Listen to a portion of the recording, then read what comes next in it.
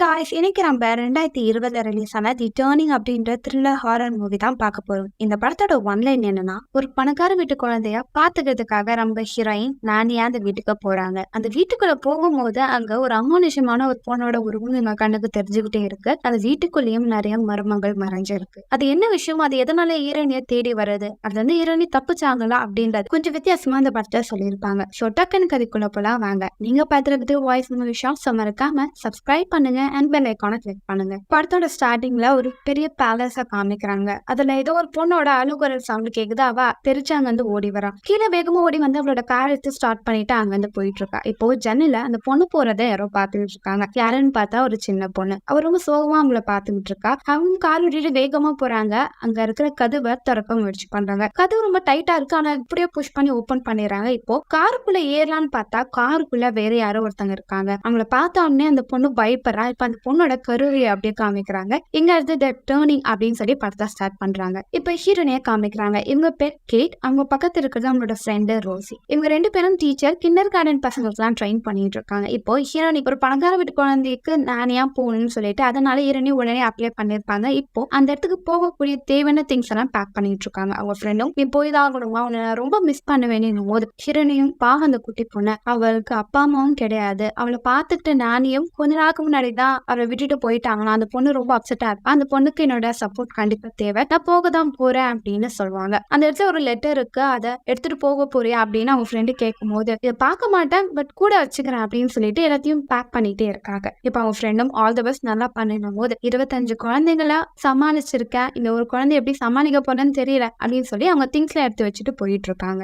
இப்ப ஹீரோயின் அவங்க அம்மாவை பார்க்க போறாங்க. அந்த இடத்துல நிறைய பேஷண்ட் இருக்காங்க. டாக்டர் எல்லாம் உங்களுக்கு ட்ரீட்மெண்ட் கொடுத்துட்டு இருக்காங்க. ஒரு ஓரத்துல ஒருத்தவங்க மட்டும் பெயிண்ட் பண்ணிட்டு இருக்காங்க. இவங்க தான் ஹீரோயினோட அம்மா. இவங்களுக்கு சில ஹெல்த் இஷ்யூஸ் இருக்கு. அதனால ரொம்ப யார்கிட்ட பேச மாட்டாங்க, தனிமையா இருப்பாங்க. டிராயிங் மட்டும் வரைஞ்சிட்டு இருப்பாங்க. ஹீரோயின் கிட்ட போறாங்க. நீ பார்க்க அழகா இருக்க அப்படின்னும் போது, அம்மா எனக்கு ஒரு வேற ஜாப் கிடைச்சிருக்கு, நான் ஒரு பொண்ணை பாத்துக்கிறதுக்காக போறேன் அப்படின்னும் போது, உனக்கு அப்ப ரெஸ்பான்சிபிலிட்டி அதிகமா இருக்கும், இதை நீ வச்சுக்கோ அப்படின்னு சொல்லி அவங்க வரைஞ்ச ஒரு டிராயிங் அவகிட்ட கொடுக்குறாங்க. அதை அவ பாத்துக்கிட்டு இருக்கா. சரிமா நான் போயிட்டு வரேன்னும் போது அவங்க அம்மா ஒரு பேப்பர்ல கருப்பு கலர் க்ரைன்ஸை வச்சு வேகமா கிரிக்கிட்டே இருப்பாங்க. இல்ல ஹீரோயினும் குழந்தையோட வீட்டுக்கு போறா. அங்க போய் பார்த்தா வீடே ரொம்ப பிரம்மாண்டமா இருக்கும். இதெல்லாம் நான் இப்பதான் பாக்குறேன், ரொம்ப அழகா இருக்கேன்னு சொல்லி ஆச்சரியமா அதை பாத்துக்கிட்டு இருக்காங்க. உள்ள போறாங்க, கதவு தட்டாங்க, யாருமே ஓபன் பண்ணல. யாரு எங்க இருப்பாங்கன்னு தெரியலேன்னு சொல்லி அங்க இருக்கிற ஒரு கார்டன் பிளேஸ்க்கு போறாங்க. அங்க ஒரு லேடி இருக்காங்க. இவங்களோட பேரு க்ரோஸ். இவங்க தான் இந்த பேலஸே பாத்துக்கிட்டு இருக்காங்க. நீங்க இருக்கிற அந்த கார்டனிங் வேலையும் பார்ப்பாங்க. இவங்க மட்டும் தான் இங்க தனியா இருப்பாங்க. இங்க ஆட்கள் யாருமே இல்லையா அப்படின்னு கேட்கும் போது, வாரத்துல ஒரு தடவை மட்டும் வந்து இங்க இருக்கிற ஆட்கள் செடியும் மத்த இடத்தையும் கிளீன் பண்ணிட்டு போவாங்க, மத்த நேரத்துல எல்லாம் நான் தான் பாத்துப்பேன் அப்படின்றத சொல்றாங்க. இப்ப அவங்க கிச்சனுக்கு போறாங்க, சமைச்சிட்டு இருக்காங்க. அவங்க என்ன சொல்றாங்கன்னா, ஃப்ளோரா அந்த பொண்ணை தான் ஹீரோனி பாத்துக்க போறாங்க. அவங்க அப்பா சின்ன வயசா இருக்கும்போது நான் சமைச்சு கொடுத்துருக்கேன், நான் ரொம்ப வருஷமா இங்க இருக்கேன் அப்படின்றத சொல்லுவாங்க. இதை கேட்ட ஹீரோனியும் அந்த குட்டி பொண்ணோட அப்பா அம்மா எப்படி இறந்தாங்க அந்த விஷயத்த சொல்லுங்கன்னும் போது, அந்த கேட்டுக்கு அந்த பக்கத்துல கார் ஓட்டிட்டு போகும்போது ஆக்சிடென்ட்ல 2 பேரும் இறந்து போனாங்க. அவங்க 2 பேரும் சாகும் போது அந்த குட்டி பொண்ணும் பார்த்தா. அப்ப அந்த பொண்ணு எந்த அளவுக்கு மனவேதனை அனுபவிச்சிருப்பா அப்படின்னும் போது, நானும் சின்ன வயசுல இருக்கும் போது என்னோட அப்பன் எங்களை விட்டுட்டு போயிருக்காங்க, அந்த வழி எனக்கு தெரியும் அப்படின்னு அந்த பொண்ணு சொல்லிட்டே இருப்பா. அந்த குட்டி பொண்ணை நான் பார்க்க முடியுமா? பார்க்கலாம் வாங்க, தான் இருப்பா, போய் பாரு அப்படின்னு சொல்லுவாங்க. போகும்போது நான் அந்த ஆப்பிள் எடுத்துக்கவா, எடுத்துட்டு போ. நடந்து போயிட்டே இருப்பாங்க. அந்த இடம் ரொம்ப பிரம்மாண்டமா இருக்கும். ஆள்நாடு மட்டுமே இருக்கு. அதனால கொஞ்சம் பயம் இருந்துகிட்டு இருக்கும். ஆனா நடந்து போயிட்டே இருப்பாங்க. ஃப்ளோரா எங்க இருக்கு அப்படின்னும் போது அங்க ஒரு குதிரை பண்ணை இருக்கும். அதுக்குள்ள வந்து ஒரு சவுண்ட் கேட்டுட்டே இருக்கும். ஒருவேளை அவ அதுக்குள்ளே இருப்பான்னு போய் பார்த்தா அந்த இடத்துல ஒரு கருப்பு கலர் குதிரை இருக்கும். அதை பார்த்தா அவங்க பயந்துருவாங்க. ஃப்ளோராவும் சிரிச்சுட்டு, பயந்துட்டீங்களா, இங்க வாங்க வாங்க அப்படின்னு காமிப்பா. இந்த குதிரை என்னோட அப்பாவோட ஃபேவரட் குதிரை. இந்த குதிரை என்னோட அம்மாவோட குதிரை. இது ரொம்ப ஸ்வீட், நீங்க அதுக்கிட்ட நல்லாவே பழகலாம். உங்க பாக்கெட் ஆப்பிள் இருக்குல்ல, அது கொடுங்க, அது சாப்பிடணும். உனக்கு எப்படி தெரியும்? அதுவா என்னோட ஃப்ரெண்ட் தான் சொன்னா அப்படின்னு சொல்லி அவகிட்ட அந்த பொம்மையை காமிப்பாங்க. ஓ நீ ரொம்ப கியூட்டா பேசுற, சரிவா உங்ககிட்ட நிறைய விஷயம் பேசான்னு சொல்லிட்டு ஹீரோனி அந்த பொண்ணிட்ட நல்லா பேசிட்டே வருவாங்க. அந்த இடம் பார்க்க அழகா இருக்கும். நீங்க தான் விளையாடிட்டு இருப்பேன், அவங்க ஃப்ரெண்ட்ஸ் எல்லாம் வருவாங்களான்னும் போது, எனக்கு ஃப்ரெண்ட்ஸ் யாருமே இல்லை. ஓ அப்படியா, பரவாயில்ல, உனக்கு இன்னும் டைம் இருக்கு, நான் கூட ஃப்ரெண்ட் ஆகலாம் அப்படின்னும் போது, மேபி இப்போ வாங்க உங்களுக்கு ஒரு விஷயத்த காமிக்கிறேன்னு சொல்லி அவங்களோட ரூமை காமிப்பா. இது மாதிரி நீங்க இங்க தான் இருக்க போறீங்க, இவங்க தான் என்னோட கொள்ளு பாட்டி, சரி வாங்க இன்னொன்னு ஒரு விஷயத்த காமிக்கிறேன்னு சொல்லி அந்த ரூமுக்கு அந்த பக்கத்துல வந்து ஸ்டிச்சிங் பண்ணக்கூடிய எல்லா கிளாத்தும் அதுக்கான மிஷின்ஸ் எல்லாம் இருக்கும். அதெல்லாம் அந்த குட்டி பொண்ணு காமிச்சுக்கிட்டு இருப்பா. சின்ன வயசா இருக்கும்போது என் அம்மா எனக்கு பர்த்டேக்கு ட்ரெஸ் வாங்கி தர வெளியே கூட்டிட்டு போவாங்க. அதுக்கடுத்து நீ யாரும் வெளியே கூட்டிட்டு போல, நான் வீட்டில தான் இருக்கேன். ஆனா உங்களுக்கு முன்னாடி இருந்த டீச்சர் ஜெசன்ன்றவங்க என் பர்த்டேக்கு ட்ரெஸ் ஸ்டிச் பண்ணி தரேன்னாங்க. அதுக்குள்ள வேலையெல்லாம் பண்ணிட்டு இருந்தாங்க. ஆனா பாதியிலே விட்டுட்டு போயிட்டாங்க. அதுக்கடுத்து அங்க இருக்கிற பொருட்கள்லாம் காமிச்சிருப்பா. அதுல ஒரு டம்மி பொம்மையோட செஸ்ல பின்னாச்சு குத்து நம்ம பார்த்துருக்கோம். யார் இது பண்ணதுன்னும் போது மயில் தான் அந்த வேலையை பண்ணிருப்பான். சரி வாங்க இன்னொன்னு ஒரு விஷயத்த காமிக்கிறேன் அப்படின்னு சொல்லி கூட்டிட்டு போவோம். அந்த பொண்ணு கூட்டிட்டு போகும்போது ஹீரோனோட ரூமுக்கு பக்கத்துல இன்னும் ஒரு ரூம் இருக்கும். அந்த ரூம்ல யாரு இருக்கான்னு ஹீரோனி கேட்கும் போது அவ சொல்ல மாட்டான். இந்த ரூமுக்குள்ள போகாதீங்க, இதை பத்தி எதுக்கு பேசணும், வாங்க நம்ம போலாம் அப்படின்னு சொல்லிட்டு அவ வெளியே கூட்டிட்டு போயிருவான். அன்னைக்கு நைட்டு அந்த குட்டி பொண்ணை ஹீரோனே தூங்க வச்சுட்டு இருப்பா. அந்த குட்டி பொண்ணும் ஏதோ ஒரு விஷயத்த ஜன்னலை பார்த்துக்கிட்டே இருப்பா. அது என்னதுன்னு ஹீரோனி பாப்பா. ஆனா அங்க எதுவுமே இருக்காது. அதனால அந்த ஜன்னலை சாத்தும் போது இப்ப டக்குன்னு அந்த கண்ணாடியில ஏதோ ஒரு பொண்ணோட உருவம் வர பயந்து போவான். ஆனா அங்க எதுவுமே இருக்காது. அந்த குட்டி பொண்ணும் ஜசல் டீச்சர் என்னை விட்டுட்டு போயிட்டாங்க, அதே மாதிரி நீங்களும் போக மாட்டீங்களா, கடைசி வரைக்கும் கூட இருப்பீங்களா, நம்ம கண்டிப்பா நான் கூட இருப்பேன், உனக்கு நான் ப்ராமிஸ் பண்றேன் அப்படின்னு அவகிட்ட பேசிட்டு அங்க இருந்து போயிருவாங்க. அந்த பொண்ணுக்கு அந்த டீச்சரை ரொம்ப பிடிச்சிருக்கும். அவங்களும் நடந்து போயிட்டு இருப்பாங்க. அவங்க ரூம்ல தூங்கலான்னு பார்த்தா அவங்க ரூமுக்குள்ள பாட்டியோட சிலை இருக்கும். அது அவங்களுக்கு பயமா இருக்கும். இது இங்க இருந்தா நான் நைட் தூங்க மாட்டேன்னு சொல்லிட்டு பக்கத்துல இருக்க ரூம்ல அதை வச்சுட்டு வந்துடுவாங்க. அதை வச்சுட்டு வரும்போது டக்குன்னு அந்த மிஷின் ஆன் ஆக ஆரம்பிச்சிடும். இதனால அவங்க பயந்து போயிருவாங்க. அதெல்லாம் ஆஃப் பண்ணிட்டு நைட்டு தூங்கிட்டு இருப்பாங்க. தூங்கும் போது பக்கத்து ரூம்ல இருந்து சில முணுமுணுக்கிற குரல்கள் எல்லாம் கேட்டுக்கிட்டு இருக்கோம். பீட்டர் ஏன் இங்க வந்தீங்க, இந்த குழந்தைங்க தூங்கிட்டு இருக்கு, எழுந்துட போறாங்க, இங்க வந்து தயவு செஞ்சு போயிருங்க அப்படின்ற சவுண்டு கேட்டுக்கிட்டு இருக்கும். அதே மாதிரி யாரோ கத்தி கதற மாதிரி சவுண்டு கேட்கும். ஹீரோனிக்கு ரொம்ப டிஸ்டர்பன்ஸா இருக்கும். யார் அதுன்னு போய் பக்கத்து ரூம்ல பார்க்க போவாங்க. ஓபன் பண்ணி பார்த்தா கடைசியில ரூம்ல யாருமே இருக்க மாட்டாங்க. ஆனா சவுண்ட் மட்டும் கேட்கும். அங்க இருக்கிற ஜன்னல க்ளோஸ் பண்ணிட்டு வெளியே வரலான்னு பாப்பாங்க. அந்த கதவு டக்குன்னு லாக் ஆயிரும். கதவை திறங்கன்னு கத்திட்டே இருக்கும்போது இப்ப அந்த கதவு ஓப்பன் ஆகுது. வெளியே ஒரு ஸ்கூல் பையன் நிப்பான். இவனோட பேர் தான் மயில். பயந்துட்டீங்களா, இந்த ரூம்க்கு ஏன் வந்தீங்க, இதெல்லாம் வராதீங்க, போய் தூங்குங்கன்னு சொல்லிட்டு அந்த பையன் அங்க இருந்து போயிடுவான். இப்ப ஹீரோனி அங்க இருக்கிற ஸ்டடி ரூம்ல புக்ஸ் எல்லாம் அரேஞ்ச் பண்ணும்போது அப்போ இவங்களுக்கு முன்னாடி இந்த டீச்சரோட டைரி ஒன்று கிடைச்சிருக்கும். அதெல்லாம் படிப்பாங்க. அதுல ஃப்ளோரா ரொம்ப இன்டெலிஜென்ட்டான பொண்ணு, ஃபர்ஸ்ட் கிளாஸ் எடுக்கும் போதே அதுல 100 மார்க்ஸ் ஸ்கோர் பண்ணா, ரொம்ப இன்டெலிஜென்ட்டான பொண்ணுன்னு சொல்லி அவங்களோட டே டு டே என்ன நடக்கிறதா எழுதி வச்சிருப்பாங்க. அதுல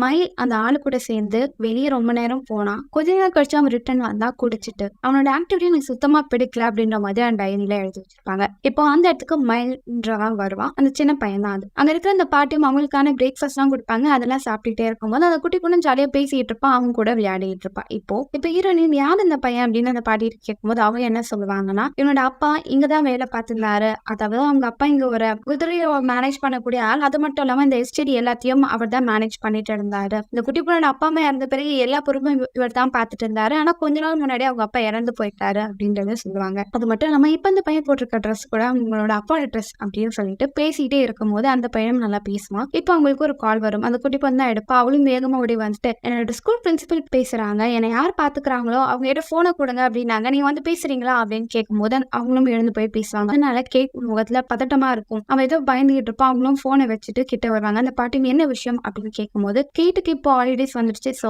ஹாலிடேஸ்ல அவங்க என்ன படிக்கலாம்னு சொல்லி சப்ஜெக்ட் தான் எனக்கு சொன்னாங்க. பையனும் சாப்பிட்டு எழுந்து போவான். கேட்டும் சாப்பிட்டல, பிளேட் எடுத்துட்டு போய் கிச்சன்ல வை அப்படின்னும் போது நான் எனக்கு எடுத்து வைக்கணும், அதுக்குதான் மேல பார்க்க இங்க இருக்காங்களே அப்படின்னும் போது அவங்களும் நான் தான் இருக்கல, நான் அதெல்லாம் பாத்துக்கிறேன் அப்படின்னு சொல்லிட்டு இருப்பாங்க. அந்த குட்டி பொண்ணும் நான் வேணா பிளேட் எடுத்துட்டு போய் வைக்கிறேன்னு எடுத்துட்டு போவான். அந்த பாட்டிக்கு கோவம் வந்துடும். இந்த பார்க்க தான் நான் இருக்கேன், நான் இந்த வேலையை பார்த்துக்கிட்டேன்னு சொல்லிட்டு கேட்ட பார்த்து உன் மேல என்னவோ அதை மட்டும் நீ பாரு சொல்லிட்டு அங்க வந்து போயிருவாங்க. கேட்டும் அந்த குட்டி பொண்ணுக்கு படிக்க சொல்லி கொடுத்துட்டே இருக்கும் போது வெளியே அந்த பையனும் பாலை வச்சு விளையாடிட்டே இருப்பான். அந்த சவுண்ட் உங்களுக்கு சுத்தமா பிடிக்காது, ரொம்ப இரிட்டேட்டா இருக்கும். அதனால டிஸ்டர்ப் பண்ணாம இங்க வந்து போறியா அப்படின்னு சொல்லி கத்திடுவாங்க. அவனும் கோவப்பட்டுட்டு அங்க இருந்து போயிடுவான். கொஞ்ச நாள் கழிச்சு கேட்டு அங்க நடந்து போயிட்டே இருக்கும் போது அந்த பையனோட ரூமுக்கு யாரோ நடந்து போற மாதிரி உங்களுக்கு உருவம் தெரியும். வேகமா உள்ள போய் பார்ப்பாங்க. அந்த பையனும் என்ன ஆச்சு, உங்க ஃபங்க்ஷனே இல்லாம வந்திருக்கீங்க போது ரூம்ல யாராவது இருக்காங்க, அவங்க ஃப்ரெண்ட்ஸ் யாராவது கூட்டிட்டு வந்திருக்கா அப்படின்னும் போது யாருமே இங்க இல்லையே, ஏன் கேட்கறீங்க அப்படின்னும் போது அவன் அங்க இருந்து ஒரு பூச்சி மட்டும் கையில எடுத்து வச்சிருப்பான். அவன் நிறைய பூச்சிகளை வளர்ப்பான் போல. அதை பார்க்கும்போது எனக்கே கொஞ்சம் வியர்டா இருக்கும். அவங்க கிட்ட பேசலான்னு பார்த்தா அவனோட ஆட்டிடியூட் சுத்தமா அவங்களுக்கு செட் ஆகாது. நான் தப்பான இடத்துல வந்துட்டேன், நான் இங்க கிளம்புறேன்னு சொல்லிட்டு அங்கதான் அவங்க போயிடுவான். நான் தூங்கும் போது அவங்க ஃப்ரெண்டு கிட்ட பேசுவாங்க. அவங்களும்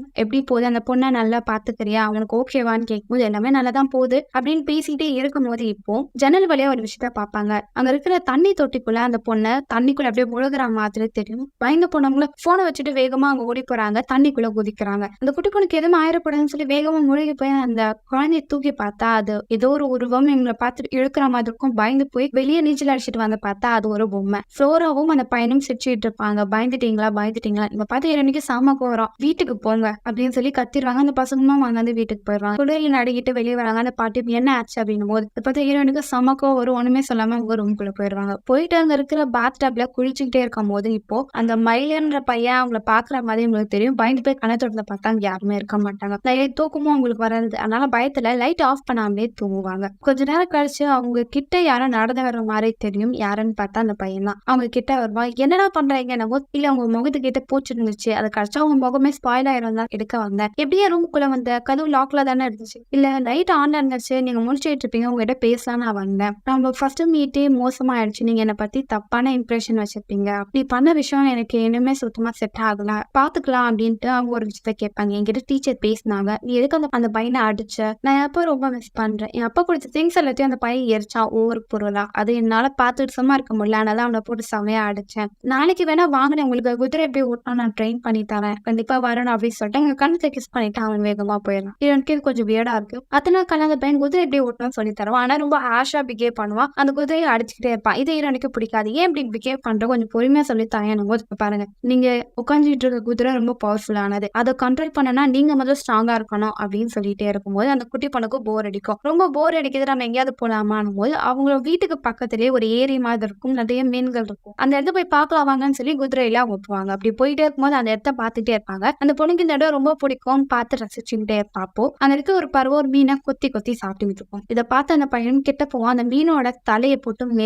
மெதிக்க ஆரம்பிப்பான். அதை பார்த்து ஹீரோனிக்கு கோவம் வரும். ஏன் அப்படி பண்ற? இது ஃப்ளோராக்கு பிடிக்கல, நிறுத்துடா அப்படின்னும் போது கொஞ்சம் கொஞ்சமா சாகிறதுக்கு இது ஒரேடியா செத்து போயிடலாம் அப்படின்னு சொல்லிட்டு அதை போட்டு அடிச்சுட்டு அங்க அவன் போயிடுவான். இப்ப ஹீரோயின் நடந்து போவாங்க. முன்னாடி ஒரு பெரிய கண்ணாடி இருக்கும். அதுல அவங்க முகத்தை பார்த்துட்டே இருக்கும்போது பின்னாடி அந்த பையன் வந்து நிற்பான். அவன் தலையெடுத்து அந்த கண்ணாடியில போட்டு இடிக்க ஆரம்பிப்பான். அவங்க வலிக்குதுன்னு கத்துவாங்க. கண்ணை திறந்து பார்த்தா இதெல்லாம் கனவு. ரொம்ப நேரத்தும் இருப்பாங்க. இப்போ யாரும் நடந்து வர சவுண்ட் கேட்கணும். யாருன்னு பார்த்தா அந்த குட்டி போனதான்.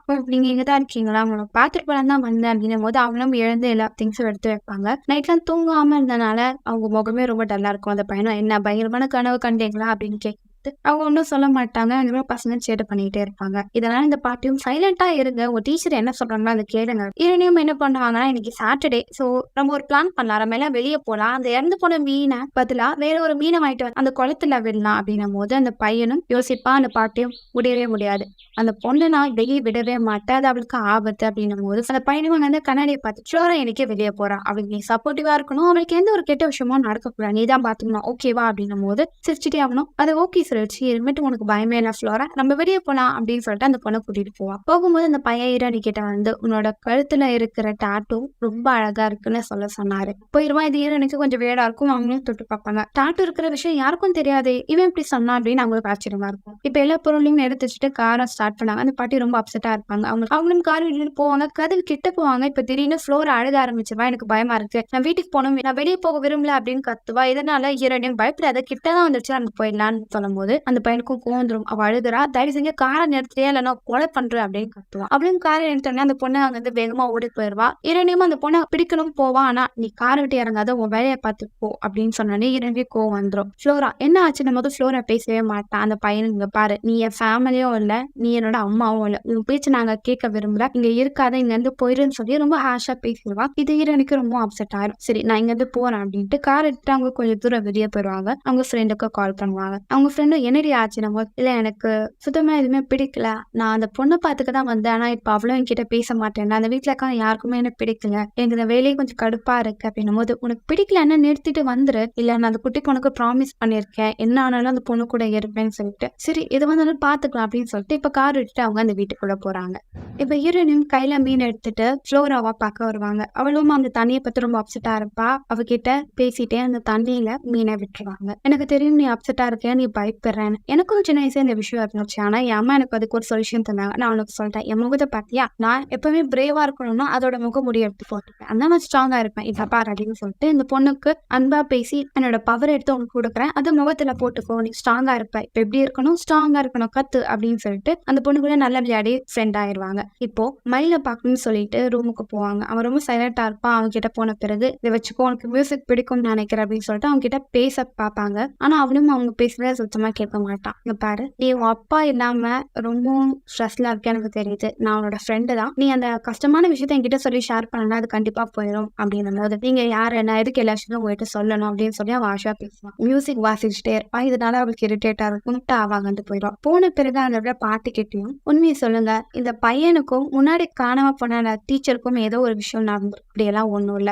அப்படியா? அப்ப எதுக்கு அந்த டீச்சரை விட்டுட்டு போனாங்க? அதுக்கெல்லாம் காரணம் அவனோட அப்பா தான். ஏன் அவங்க அப்பாவோட பிஹேவியர் சரியில்லை. அவர் அந்த டீச்சரையே பார்த்துட்டு இருந்தாரு. அவரோட ஆக்டிவிட்டி எதுவுமே பிடிக்கல. அது பிடிக்காம தான் அந்த டீச்சர் அங்க வந்து போனாங்க. அதுக்கு அடுத்துதான் அவர் இறந்து போயிட்டாரு அப்படின்றத சொல்லுவாங்க. அவர் எப்படி இறந்து போனாரு? அவன் சரியான குடிகாரன். குடிச்சு குதிரையில இருந்து கீழே வந்து இறந்து போயிட்டான். அவன் ரொம்ப மோசமானவன். ஏன் அப்படி சொல்றீங்க? ஆமா, எப்போ ஃப்ளோரோட அப்பாவும் அம்மாவும் இறந்து போயிட்டாங்களோ இந்த மொத்த எஸ்டேட்டையும் அவரோட கையில வச்சுட்டு இருந்தான். அவன் தான் ஓனர்ன்ற மாதிரி ரொம்ப ஓவரா பண்ணிட்டு இருந்தான். அப்படியா? அப்ப அவங்க பையனை பத்தி என்ன நினைக்கிறீங்க? அவன் ரொம்ப நல்ல பையன். அப்படியா? எனக்கு எதுவும் நல்ல பையனே தெரியல. சரி, அவன் எதுவும் இருந்தா உனக்கு என்ன, உன் வேலையனோ அதை பார்த்திருக்கோம் அப்படின்னு அவங்க சொல்லும் போது எனக்கு என்னவா, சரி நான் இங்க வந்து போறேன் அப்படின்னு சொல்லிட்டு டக்குன்னு கோவப்பட்டு அங்க வந்து கவிதை சேர்த்துட்டு போயிடுவாங்க. இப்ப அவங்களும் கீழே நடந்து போவோம். ஒரு ரூம் இருக்கு. அந்த ரூம் கூட சில பெண்ணோட மோசமான போட்டோஸ்ல உட்காந்து பார்த்துட்டு இருக்கும்போது கண்ணாடியில பீட்டரோட முகம் தெரியும். அதை பார்த்தோன்னே இருந்து பயந்து போயிடுவாங்க. அங்க வந்து போடலான்னு பார்த்தா கதவு டக்கு டக்குன்னு லாக் ஆயிரும். ஆனா எப்படியோ வெளியே தப்பிச்சு வந்துருவாங்க. இப்போ அந்த டீச்சரோட டைரியை படிப்பாங்க. அந்த டீச்சரோட டைரியில என்ன எழுதியிருப்பாங்கன்னா, பீட்டர் வந்து ரொம்ப மோசமானவர். தினம் தினம் நான் தூங்கும் போது என் ரூமுக்கு வராரு. என்ன தப்ப போட்டோ எடுத்து என்ன பிளாக்மெயில் பண்ணுவாரு. அவர் எனக்கு தான் பிடிக்கல. எங்கிட்ட இருக்கிற க்ளோஸா பழக நினைச்சாரு. ஆனா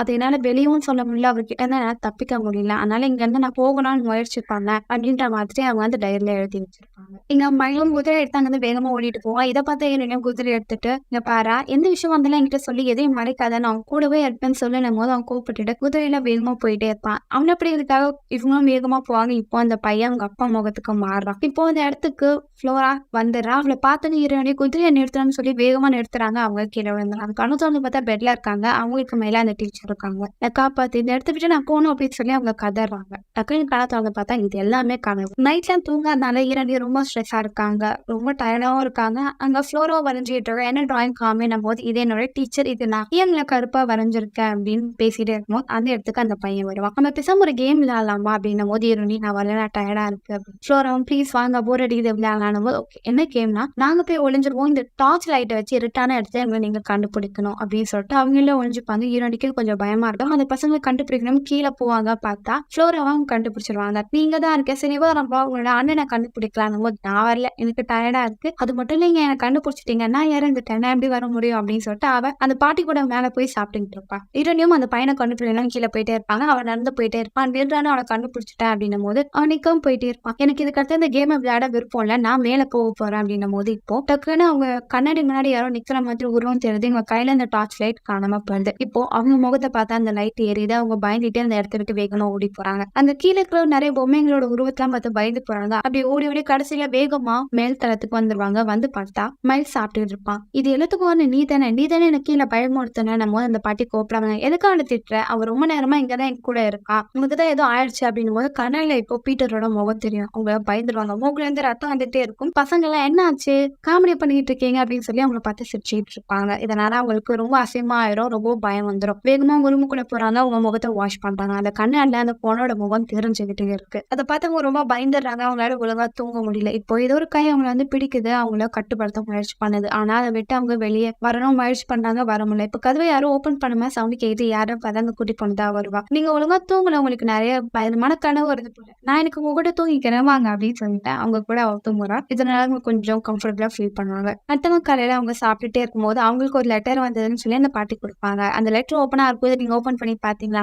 நான் ஓபன் பண்ணல, ஆல்ரெடி ஓப்பனா தான் இருந்துச்சு அப்படின்ட்டு அவங்க அங்க வந்து போவாங்க. அந்த லெட்டர் கூட இருக்கிறதெல்லாம் அவங்க அம்மா அனுப்பின போட்டோஸ். அது எல்லாமே பிளாக்கா இருக்கும், ஓட்டு ஓட்டியா இருக்கும். அவங்களுக்கு ஒண்ணும் புரியாத ஒவ்வொன்னா பார்த்துட்டு இருப்பாங்க. இதை பார்த்து அந்த பாட்டியும் அவங்க அம்மாவுக்கு அந்த பிரச்சனை இருக்கு போல, ஆனா அந்த பிரச்சனை உனக்கும் இல்லைன்னு நான் நினைக்கிறேன் அப்படின்னு சொல்லிட்டு அவங்க அங்கிருந்து போறாங்க. இதை பார்த்து ஈரணி அவங்களை பார்த்து முறைக்கிறான். இப்போ ஈரணிக்கு ஒரு ஃபோன் கால் வருது. அவங்க அம்மா தான் பண்ணியிருப்பாங்க. அவங்க எனக்கு ஏதோ ஒரு பயங்கரமான விஷயம் தெரியுது, அது என்கிட்ட தெரியுது, எனக்கு பயமா இருக்கு, என்னை வந்து காப்பாத்து அப்படின்னு அழுகுறாங்க. இதுக்கே அவங்க பொண்ணும் ரொம்ப பதட்டப்படுறா. இப்போ அந்த ஹாஸ்பிட்டல்ல சில டாக்டர்ஸ் எல்லாம் வராங்க. அவங்கள பாக்குறாங்க. அந்த சேத்துல அவங்க ஏதோ ஒரு பயங்கரமான விஷயத்த வரைஞ்சு வச்சிருக்காங்க. இரண்டையும் அந்த பயத்துல கீழே கொஞ்சம் இருக்கா. இப்போ ஜன்னல்ல ஏதோ ஒரு பொண்ணோட உருவம் தெரியுது. அது அந்த டீச்சரா இருக்கும்னு சொல்லி வேகமா ஓடி போறாங்க. ஓடி போனா அங்க தண்ணியில அவளோட உருவம் நிக்குது.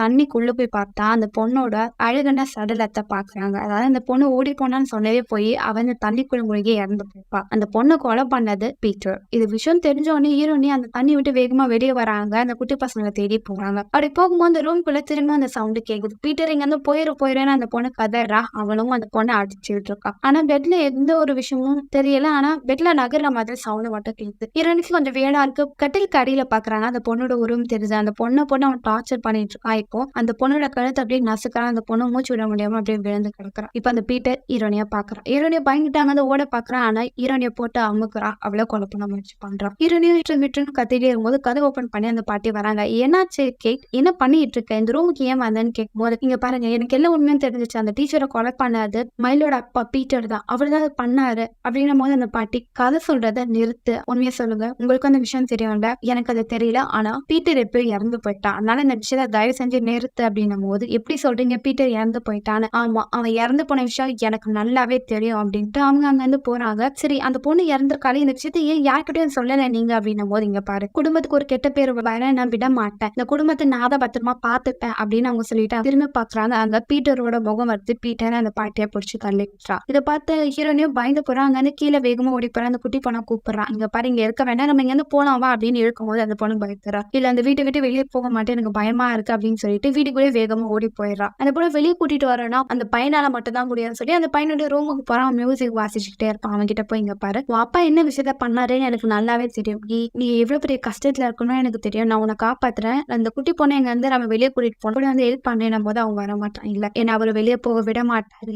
கொஞ்சமாவது அந்த குட்டி பொண்ணை பத்தி நினைச்சு பாரு, அவன் தங்கச்சி தானே, அவளுக்கு எனக்கு உதவி பண்ண மாட்டியா, அவ எங்க இருந்தா அவளுக்கு தான் ஆபத்து அப்படின்னு சொல்லும் போது அந்த இடத்துல எல்லா பொருளும் ஆஃப் ஆயிரும். அந்த மியூசிக்லாம் ரொம்ப சவுண்டா ஏற ஆரம்பிச்சிடும். அவனும் யோசிச்சுட்டே இருக்கும். அந்த பொண்ணை காப்பாத்தன்னு சொல்லி சேனவர் அப்படின்ட்டு அந்த குட்டி பொண்ணை கூப்பிட்டுட்டு கார் விட்டுட்டு அவங்க வெளியே வேகமா போவாங்க. அப்படி கார் விட்டுட்டு வெளியே போவாங்க. அந்த குட்டி பொண்ணு கொஞ்சம் பயந்துட்டே இருப்பான். அந்த காருக்குள்ள பீட்டரோட முகம் தெரியும். ஹீரோனியே பயந்துருவாங்க. கதை ஓபன் பண்ண முயற்சி பண்ணாங்க. ஆனா கதை அப்படியே அசையாம இருக்கும். என்ன பண்றதுன்னு தெரியாம யோசிச்சுக்கிட்டு போய் இப்போ அந்த கதவு தானா ஓப்பன் ஆகுது. அவனும் காரை எடுத்துட்டு வெளியே வேகமா ஓட்டிட்டு போயிடுறாங்க. இப்போ ஒரு விஷயத்த காமிக்கிறாங்க. அந்த பாட்டி ஹீரோனி கிட்ட வந்து அந்த லெட்டரை கொடுக்குறாங்க. அந்த லெட்டர்ல ஃபுல்லா கருப்பு கலர்ல பெயிண்ட் பண்ண போட்டோஸ் எல்லாம் இருக்கு. இதை பார்த்து அந்த பாட்டியும், உன் அம்மாக்கு அந்த வியாதி இருக்குன்னு தெரியும், ஆனா அந்த வியாதி உனக்கும் இல்லைன்னு நினைக்கிறேன் அப்படின்னும் போது ஹீரோனி அவங்கள பார்த்து முறைக்கிறான். பாட்டி கேட்கிட்ட கண்ணுக்கே தெரியாத விஷயத்துக்கு கிட்ட இருந்து உன்னால தப்பிச்சே முடியாத போல அப்படின்ட்டு அங்க வந்து அவங்க போறாங்க. அந்த ரெண்டு குட்டி பசங்களும் பேசிட்டு இருக்காங்க. அவங்களுக்கு என்னாச்சுன்னு தெரியல. அவங்க இப்பெல்லாம் பண்றதுல ரொம்ப பியர்டா இருக்கு, இதை நிறுத்தணும் அப்படின்னு பேசிட்டே இருக்கும்போது அந்த இடத்துக்கு கேட் வரா. கேட்டவங்க என்ன பண்ணிட்டு இருக்காங்க அப்படின்னு பேசிட்டே இருக்கும்போது ஒண்ணுமே இல்லாத ஒரு விஷயத்த பார்த்து அவ பயப்படுறா. பீட்டர் இங்கதான் இருக்காரு, என் கண்ணுக்கு தெரியுது அப்படின்னு சொல்லிட்டு ஃப்ளோரா கிட்ட, உன் கண்ணுக்கும் தெரியுதுல அப்படின்னு போட்டு அவளை போட்டு குழுக்க ஆரம்பிப்பா. அவளும், என் கண்ணுக்கு ஒண்ணுமே தெரியல, ஏன் இப்படி பண்றீங்க, நிறுத்துங்க டீச்சர் அப்படின்னும் போது அவளோட பொம்மை கீழே விழுந்துடும். அவ அழக ஆரம்பிச்சிடும். சாரி, என்ன மன்னிச்சிரு, நான் அதை ஃபிக்ஸ் பண்ணி தரேன் அப்படின்னும் போது அந்த பையனும், உன்னால அதை ஃபிக்ஸ் பண்ணவே முடியாது, உங்களை மாதிரியே அப்படின்னு சொல்லிட்டு சிரிச்சுட்டு அந்த இடத்த விட்டு அவன் போயிடுவான். ஈரனுக்கு ரொம்ப குழப்பமா இருக்கும். அங்க கீழே விழுந்து யோசிச்சுட்டு இருப்பான். இப்ப ஈரனிக்கான அப்படி ஜூம் பண்ணி காமிக்கிறான். ஈரோனி கிட்ட, நீ உனக்கு ரொம்ப ரெஸ்பான்சிபிலிட்டி இருக்கு, அந்த டீச்சரை விட்டுட்டு போனாங்க, அந்த டீச்சரை கொலை பண்ணது பீட்டர் தான் அப்படின்ற மாதிரி குரல் கேட்டுட்டே இருக்கு. இப்போ ஒரு ஸ்விம்மிங் பூல காமிக்கிறாங்க. அதுல ஒரு பெட் இருக்கு. ஹீரோனி இருக்காங்க. எழுந்து நடந்து வராங்க. அவங்களுக்கு முன்னாடி யாரோ ஒருத்தங்க டிராயிங் பண்ணிட்டு இருக்காங்க. அவங்க அம்மா.